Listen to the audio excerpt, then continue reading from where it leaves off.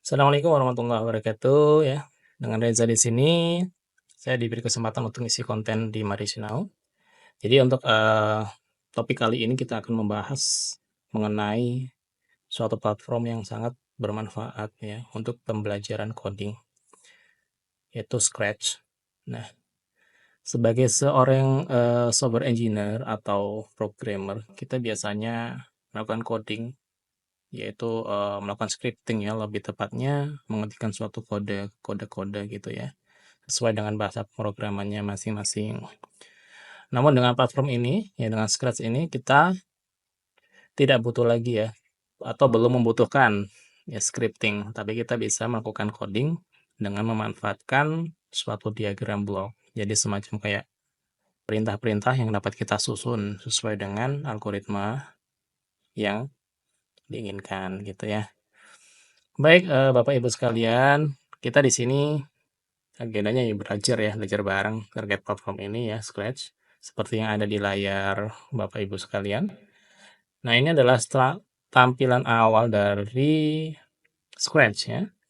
Jadi kalau Bapak Ibu sekalian sedang menyalakan laptop atau menggunakan HP ya, smartphone, bisa mengakses Scratch di URL ini ya, scratch.mit.edu. Nah, setelah itu Bapak Ibu akan masuk ya di halaman utama dari platform Scratch tersebut. Nah, ini adalah halaman utamanya. Nah, di platform Scratch ini sebenarnya banyak sekali contoh-contoh yang mungkin kita bisa pelajari ya. Gimana caranya membuat suatu animasi, gimana caranya membuat suatu game ya, ataupun ya sekedar belajar sederhana ya terkait dengan Scratch, khususnya coding itu sendiri ya. Baik, di sini kita akan coba membuat suatu project baru ya di Scratch. Nah, ada opsi Bapak Ibu sekalian bisa register terlebih dahulu ya atau join membuat akun baru di Scratch atau bisa menggunakan akun yang memang sudah ada ya, udah pernah diregister kita bisa pakai lagi. Atau kalau misalkan kita belum belum pingin tuh bikin suatu akun, ya kita bisa melakukan testing ya dengan menekan tombol start creating yang ada di sini. Jadi kita bisa melakukan tes atau ya istilahnya untuk menelusuri lah sekilas kayak gimana sih Scratch itu sebenarnya gitu ya. Baik ya, kita akan coba start creating ya. Jadi kita nggak pakai akun ya. Jadi kita langsung coba dulu seperti apa sih Scratch itu. Baik, ini sedang loading. Nah, ini adalah tampilan awal ketika kita membuat suatu project baru ya, Bapak Ibu sekalian. Di sini ada beberapa contoh, ya misalkan ada tutorial juga, ini ada tutorial ya. Kita bisa pelajari di sini. Misalkan contoh di sini, gimana cara memindahkan objek kucing ini ya, misalkan dia bergerak sebanyak 10 langkah ya. 10 step di sini tuh maksudnya lebih tepatnya 10 pixel ya. Karena kita mengacu dari kan ini image itu kan dan ini dua dimensi. Jadi kita mengacu di koordinat X sama Y. Jadi dalam suatu image itu pasti ada koordinat X sama Y. Nah, kalau misalkan kucing ini diberi perintah move 10 step, dia bakal bergerak sebanyak 10 pixel ya. Kalau move itu berarti ditambah 10 pixel ya. Kita lihat nih kucing bergerak. Loh, dia bergerak 10 pixel gitu. Kalau dieksekusi berkali-kali ya bergerak 10 pixel ya per eksekusi seperti itu. Nah, ini contohnya ya. Ini juga ada nih contoh lagi. Misalkan habis move 10 step, bilang hello ya selama 2 detik. Nih, hello. Nah, hilang selama 2 detik aja. Kita lihat lagi, mungkin ada tutorial lain. Nih, misalkan apa nih? Nah, ini misalkan contohnya ketika bendera hijau diklik, ini baru mengeksekusi perintah yang ada di bawahnya. Ya, kita akan coba lagi cari. Nah, ini ada backdrop juga, menambahkan sprite atau objek. Nah, ini dan sebagainya ya. Jadi kalau misalkan Bapak Ibu pengen belajar lebih detail, bisa lihat yang ada di Simor ini atau di bagian tutorial yang ada di sini ya. Baik, eh Bapak Ibu sekalian, ini adalah tampilan project baru yang kita bikin di Scratch. Jadi, Scratch itu punya beberapa ini istilahnya beberapa bagian ya, yang bagian-bagian di sebelah kiri ini nanti berupa kumpulan dari aksi-aksi yang nantinya akan kita pakai ya, dipakai di proses codingnya itu. Ya ketika kita pengen ya melakukan sesuatu ya. Misalkan kucingnya pengen lompat, nah gimana aksinya kayak gimana gitu. Misalkan kucingnya pengen lari ya, lari kencang, aksi apa yang perlu diberikan. Kalau misalkan kucingnya mau tidur, nah gimana aksinya? Nah itu nanti kita bisa susun aksinya itu sesuai dengan ya pengennya apa gitu ya. Nah seperti itu. Nah di bagian tampilan project baru ini ada satu ya, salah satu contoh di sprite atau objek. Nah, kalau di bagian sini, Bapak Ibu sekalian, di bagian sini itu kita sebut sebagai kanvas aja ya, atau output lah, outputnya di sini nanti. Ya. Jadi outputnya dari hasil coding ya, dari algoritma, dari blok-blok yang kita susun nanti outputnya ada di sini. Nah, kebetulan di sini kita belum ada action apa-apa yang kita tambahkan, jadi dia diem aja di sini ya. Kita bisa geser-geser sih ini Bapak Ibu ya. Kalau mau digeser-geser gitu, otomatis berubah ya, X sama Y-nya. Sesuai dengan kondisi terakhir. Nah, di bagian aksi-aksi yang ada di sini juga otomatis berubah. Dan ini kelebihan dari Scratch, jadi dia otomatis ya, jadi lebih memudahkan dari segi penggunaannya ya, untuk di sisi penggunanya. Seperti itu. Selain koordinat X, Y, dia juga ada beberapa variabel lain seperti size, direction. Ini juga ada kalau mau di hide atau unhide ya bisa juga. Seperti itu. Nah, untuk penambahan objek kita bisa pilih yang ada di sini ya. Ya, choose a sprite. Nah, ini bisa kita pilih ya, sekiranya objek-objek apa yang ingin kita tambahkan ya. Misalkan nih ada balon, pisang, dan sebagainya gitu ya. Kalau mau lebih dari satu, boleh silakan ya, bisa gitu ya. Misalkan balon, bola ya. Terus aku tambahkan lagi misalkan ada apel gitu. Boleh, bisa-bisa aja gitu ya. Di mana nanti setiap objek ini punya variabel masing-masing. Jadi punya variabel masing-masing dan kita bisa akses objek-objek atau sprite itu ya berdasarkan nama yang kita define atau kita tentukan. Misalkan di sini apel namanya ya. Ini basketball. Nah, kayak gimana kalau misalkan objek ini lebih dari dua, misalkan basketballnya ada dua gitu ya. Itu bisa kita kasih pembeda, misalkan basketball, terus ada basketball 2 dan sebagainya. Ya pokoknya nama variabelnya itu berbeda ya, nggak boleh sama. Misalkan ya, saya tambahkan bola basket lagi ya. Ini nanti otomatis berubah, nama variabelnya berbeda. Kalau kita kasih nama yang sama, harusnya nggak bisa ini. Otomatis lagi kembali ke basketball 2. Kalau kita ganti basketball 3, nggak apa-apa karena berbeda dari basketball. Basketball 1 nggak apa-apa gitu ya, karena berbeda dari basketball. Seperti itu ya. Nah, itu mengenai sprite atau objek yang nantinya kita bisa melakukan interaksi ya dengan objek-objek itu berdasarkan aksi-aksi yang nanti kita pakai ya. Jadi komen-komen yang di sini kita bisa pakai itu ya terserah mau kita berinteraksi dengan objek itu atau objeknya cuma diam aja nggak apa-apa. Terserah sesuai dengan kebutuhan Bapak Ibu sekalian masing-masing ya. Gitu. Itu mengenai sprite atau objek ya. Selanjutnya, nah di bagian kanvas ini kan latar belakangnya masih putih ya Bapak Ibu ya. Nah, biar menarik kita bisa tambahkan suatu background atau latar belakang. Nah, untuk menambahkannya itu di bagian sini. Ya, kita bisa pilih choose a backdrop. Nah, kita bisa pilih sesuai dengan kebutuhan atau preferensi Bapak Ibu sekalian ya. Misalkan aku mau pilih ya ini gitu ya. Jadi otomatis nanti berubah backdropnya seperti itu. Nah, ini. Kalau menghapus ya tinggal tekan tombol delete ini ya. Pilih yes. Nah, gitu ya. Atau mau backdropnya ganti-ganti ya, bebas. Jadi kita bisa juga kalau misalkan dalam suatu kondisi backdropnya berubah, misalkan dari siang berubah jadi malam, itu memungkinkan juga. Nanti kita juga dapat berinteraksi terhadap backdrop tersebut dari proses decoding ini. Jadi backdrop pun kita bisa apa namanya, memberikan suatu aksi ya, aksinya kayak gimana. Misalkan ini contohnya nih, switch backdrop tuh, nah, kita bisa pilih di sini. Seperti itu ya. Nah, itu mengenai backdrop ya. Si spread juga nanti otomatis itu. Jadi variabel aksi-aksi yang ada di sini itu menyesuaikan ya. Ini aksi untuk sprite atau aksi untuk backdrop.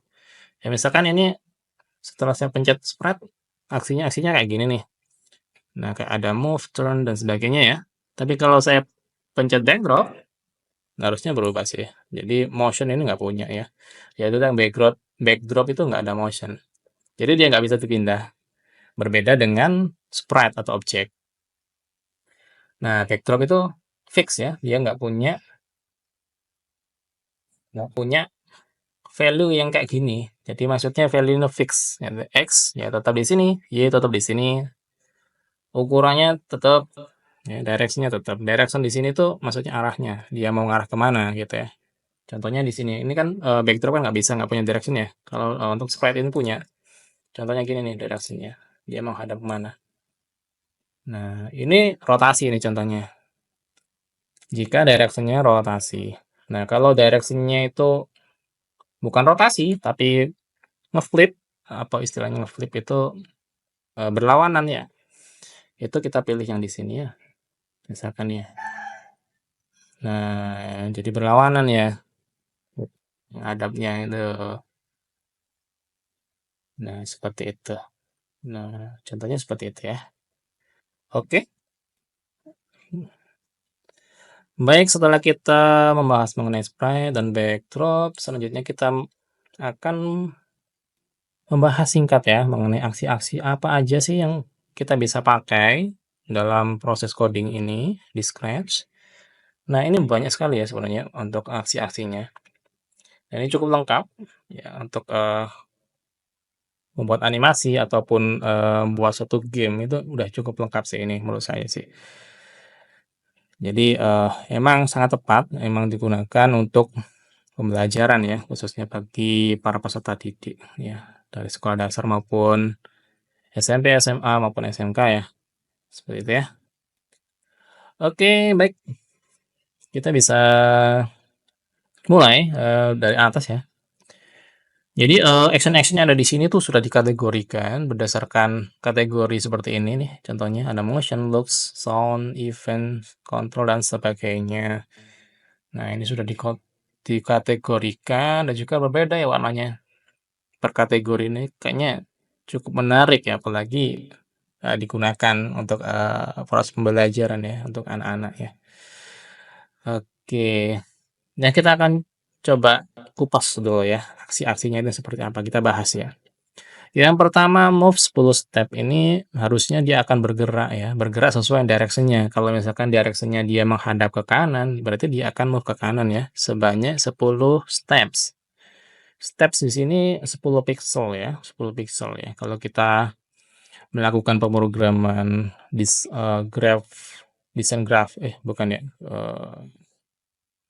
iya, apa namanya, desain grafis ya, bukan desain yang pakai Photoshop tapi pakai script, itu satuannya pixel ya biasanya kita pindahin. Nah, pixel itu satuan terkecil ya. Misalkan dalam suatu image itu pasti ada satuan terkecil dari suatu image ya. Gambar, misalkan contoh gambar nih ya, foto. Kalau kita zoom semakin tinggi ya, zoom in ya, mentok gitu, itu akan kelihatan pecah kan. Nah, semakin pecah, semakin kelihatan kotak-kotaknya itu kelihatan pixelnya itu ya. Dan kotak-kotak itulah pixel, bagian terkecil dalam suatu image. Nah, kalau di sini itu bagian terkecil dari kanvas itu ya.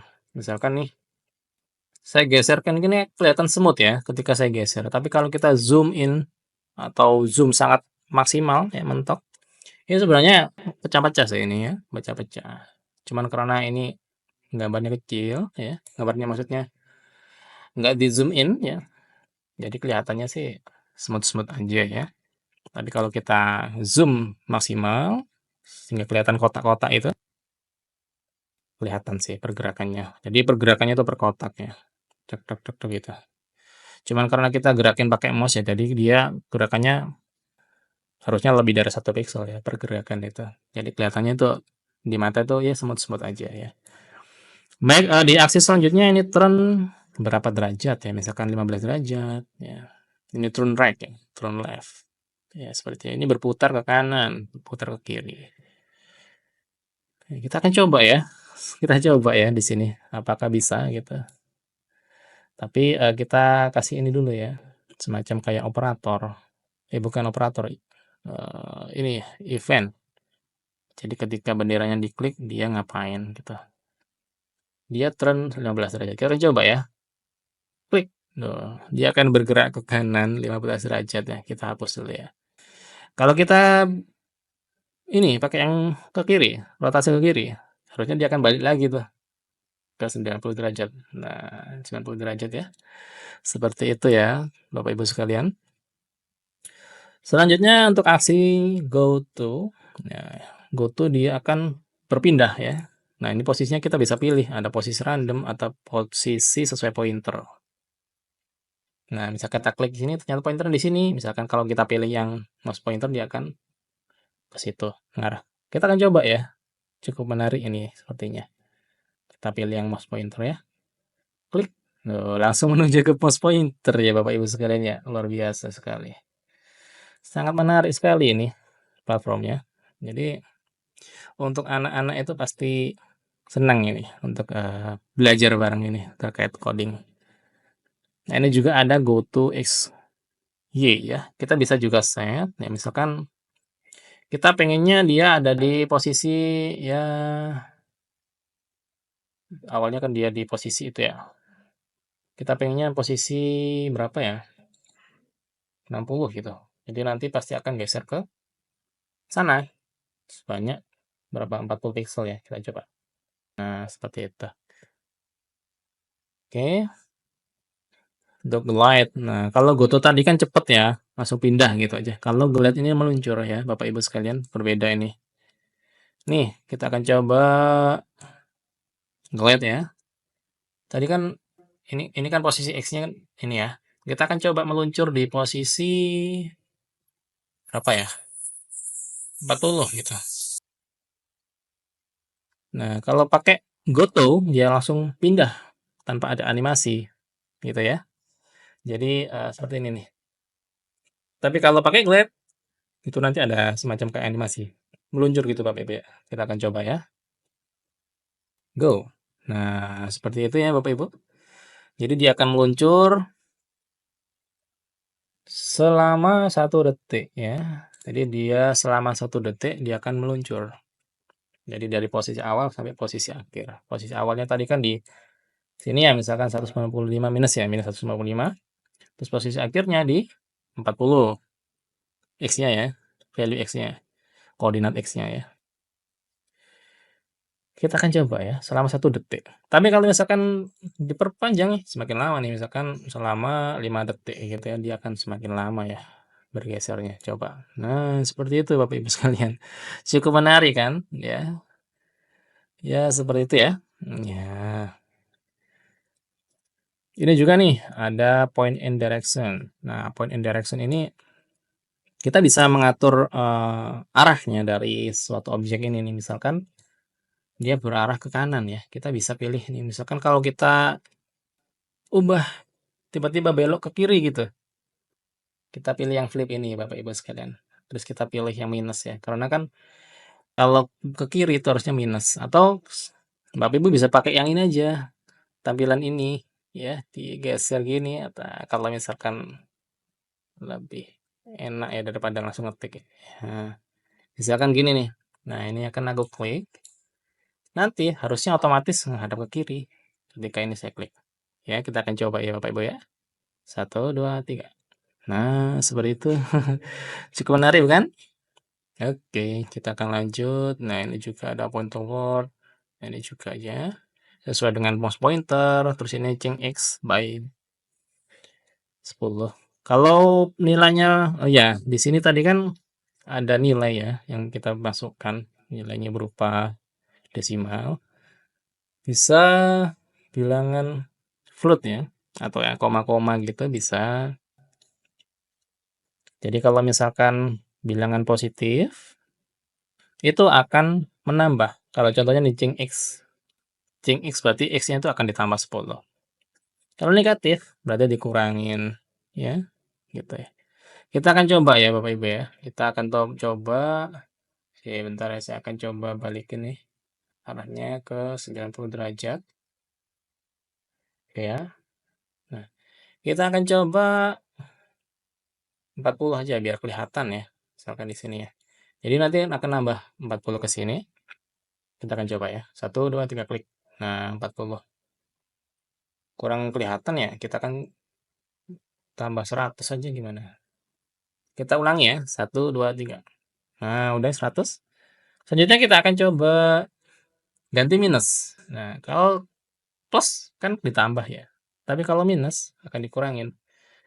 Berarti value dari X ini akan dikurangi 100. Nanti value-nya 155 harusnya untuk koordinatnya ya, di posisi 155. Kita akan coba ya. 1, 2, 3. Loh, dia akan balik lagi di posisi 155. Seperti itu ya. Jadi Bapak Ibu untuk value-nya itu bisa bilangan negatif ya, negatif atau positif. Dan itu desimal ya. Nah, untuk yang X sama juga, mirip lah seperti yang sebelum-sebelumnya. Nah, kalau di sini ada exposition, deposition, direction ya. Bapak Ibu sekalian, ini adalah variabel dari objek yang kita bisa pakai. Jadi variabel ini kita bisa pakai. Misalkan jika variabel ini maka ini gitu. Nah, itu kita bisa pakai ya. Jadi value-nya itu kita bisa akses dari ini ya. Jadi misalkan coding kita nih, misalkan nih contohnya seperti ini misalkan ya. Contohnya seperti ini, tadi kan ada variabel ya.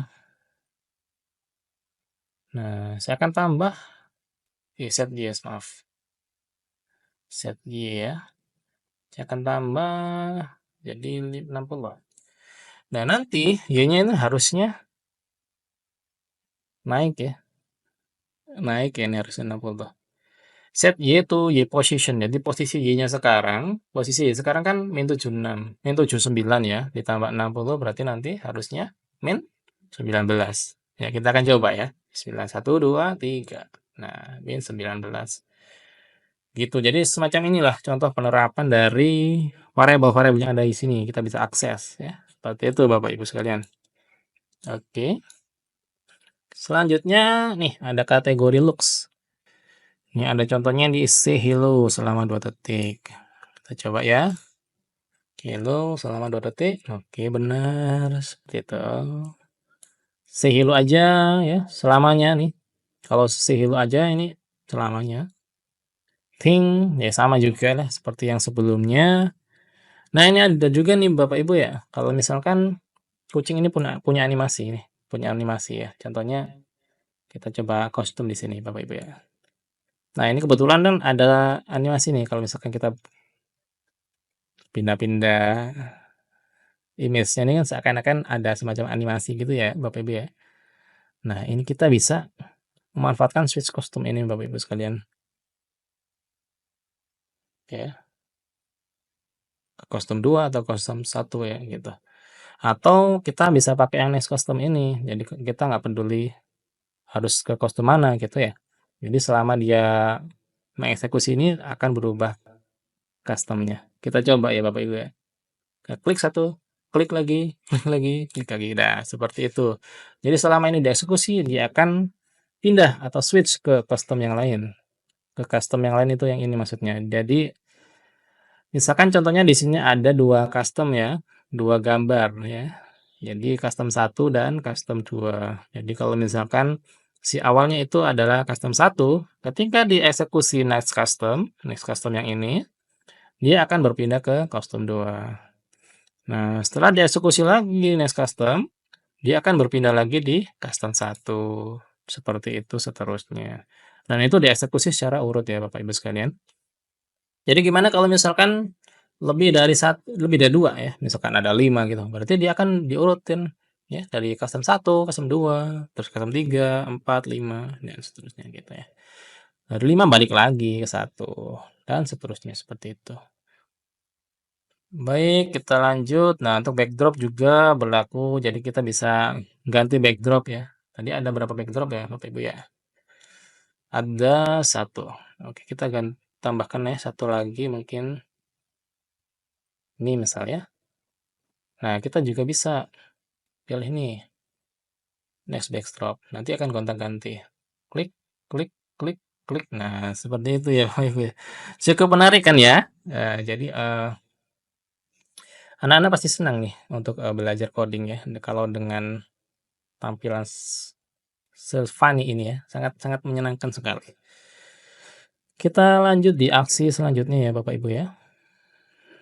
Nah, ini ada ganti warna, terus ya menghapus efek dan sebagainya nih. Ada show hide. Nah, show hide di sini kita bisa meng-hide atau menampilkan suatu objek ya, sesuai dengan ini. Misalkan kita tampilkan hide ya hilang dia. Bukan hilang tapi sembunyi ya lebih tepatnya ya. Nah, seperti itu. Kita bisa berkreasi ya sesuai dengan aksi-aksi yang ada di sini. Ini juga ada nih sound. Kita bisa memutar suara ya. Nah, ada ganti pitch juga nih. Cukup menarik ya. Nah, untuk event itu macam-macam.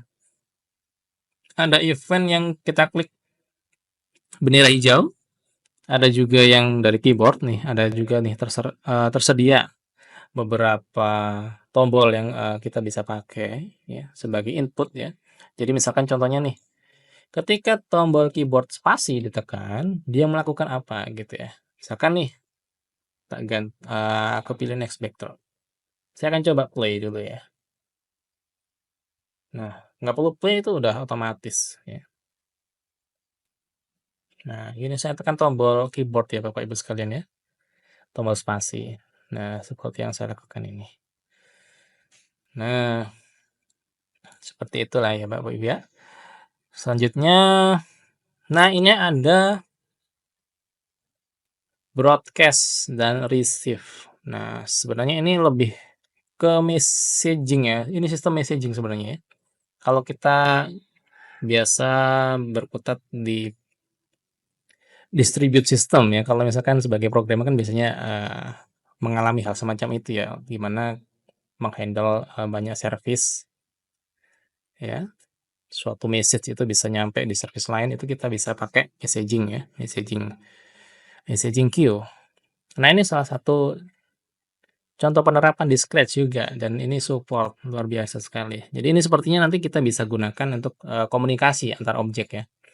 Jadi misalkan suatu objek kucing ya, misalkan kucing ini sudah mencapai kondisi tertentu dan pengen ngasih tahu ke objek lain nih, misalkan ada objek lagi misalkan ada balon ya. Misalkan kucing itu sudah nyampe ini, balonnya meletus gitu.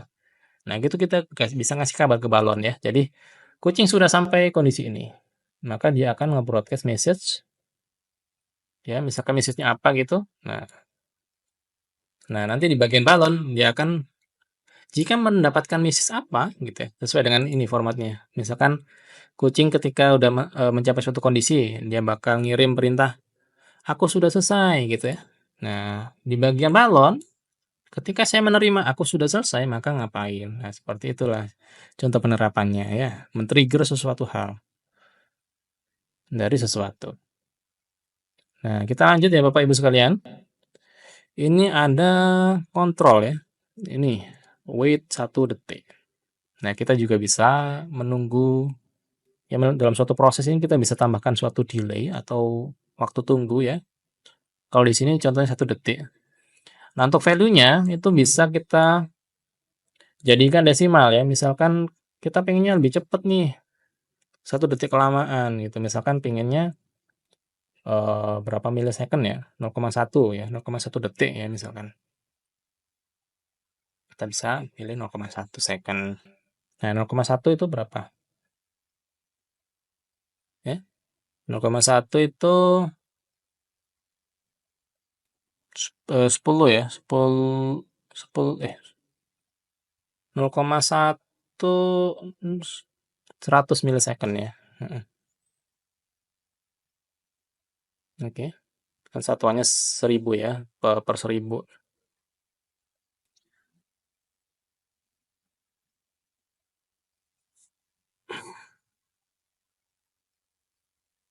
Baik, oke, selanjutnya ini ada repeat. Nah, ini ada repeat yang kita bisa pakai juga, repeat. Nah, misalkan, eee, dalam suatu perintah atau komen itu, repeat 10, dia akan melakukan eksekusi yang ada di dalamnya itu sebanyak 10 kali. Ya, seperti ini contohnya nih. Nah, bedanya dengan forever ini, kalau forever dia bakal looping secara terus-menerus ya, tanpa ada kondisi dia keluar, gitu. Nah, ini ada contoh juga nih, yang repeat until atau wait until, nih. Nah, ini contohnya kalau misalkan dia akan looping sampai suatu kondisi, baru dia akan keluar dari looping ini. Terus dia juga ada kondisi ya, jika apa, maka melakukan eksekusi di dalamnya. Ini juga nih, jika apa, maka melakukan eksekusi, jika tidak, maka melakukan eksekusi di dalamnya, gitu ya. Seperti itu. Nah, ini ada juga stop, all, ya, atau the script, other script, ya, macam-macam ya. Jadi, untuk perintah-perintahnya kita bisa pilih sesuai dengan kebutuhan masing-masing, ya. Nah, ini juga ada sensing juga nih, Bapak Ibu sekalian. Nah, misalkan kesentuh mouse, ya, misalkan gitu ya contohnya ini, touching mouse pointer. Nah, seperti ini contohnya sangat cukup lengkap ya untuk, perintah-perintah yang ada di sini Bapak Ibu sekalian. Nah, ini cukup menarik juga, ada timer juga. Nah, timer ini kita mungkin perlu juga ya, contohnya, membuat suatu timer lampu lalu lintas itu kan butuh timer ya, itu per 1 detik ya. Jadi dengan menggunakan timer ini kayaknya bisa kita implementasikan di sini, the scratch. Nah, ini adalah salah satu contoh operator. Tadi kan kalau kita lihat di bagian kontrol di sini kan ada semacam ini nih hexagonal yang belum ada isinya ya. Nah, ini sepertinya kita bisa masukkan nih operator ya. Nah, ini misalkan nih, misalkan ini bla bla bla lebih besar dari 50 misalkan. Nah, bla bla bla ini bisa juga diisi dari bilangan nih, dari operasi ini, misalkan operasi penjumlahan. Operasi penjumlahan apa? Ditambah apa? Apakah lebih besar dari ini? Jika iya, maka mengeksekusi yang ada di dalam sini. Gitu ya, Bapak Ibu. Itu tentang operator. Nah, cukup jelas terkait dengan operator. Nah, ada juga variabel. Kita juga bisa membuat variabel baru ya, Bapak Ibu sekalian. Jadi kalau misalkan eh, biasanya ya sebagai programmer atau engineer gitu kan dalam membuat suatu program atau service atau apapun itu biasanya kita butuh suatu variabel ya untuk menyimpan suatu value ya. Kita juga bisa nih bikin suatu variabel. Nah, kita coba pencet ya make a variable di sini. Nah, di sini ada opsi untuk semua spread atau hanya untuk spread itu ya. Nah, sepertinya kalau untuk semua spread itu variabelnya global ya, global variable dan itu bisa diakses oleh objek atau spread lain gitu. Nah, contohnya gini, misalkan kita punya lebih dari satu objek, di mana objek itu sangat bergantung dari value dari objek sebelumnya gitu. Tapi kita nggak bisa ngakses X sama Y-nya dari objek yang sebelumnya gitu, dikarenakan itu private ya, hanya bisa diakses oleh spread itu. Maka kita perlu membuat suatu variabel baru dan itu sifatnya public dan dapat diakses semua spread, di mana nanti kita bisa set value-nya. Misalkan gini nih, saya pengen akses X ya, maka kan aku bikin X kucing gitu. Nah, karena variabel X itu dari kucing ini, itu nggak bisa diakses oleh, misalkan saya bikin spread lagi nih, apa ya, beruang ya. Nah, beruang itu nggak bisa ngakses X-nya kucing secara langsung ya. Jadi X-nya itu kan ini nih, exposition itu nggak bisa diakses langsung. Nah, gimana caranya dia bisa ngakses itu beruangnya gitu ya? Kita bisa nyimpen X kucing itu di maksudnya posisi X-nya dari kucing itu ke variabel yang namanya X kucing ini misalkan contohnya. Nah, kita bisa set value-nya. Set X kucing ke X kucing, kucingnya exposition. Jadi, nanti variabel itu beruang ini mengaksesnya ya mengakses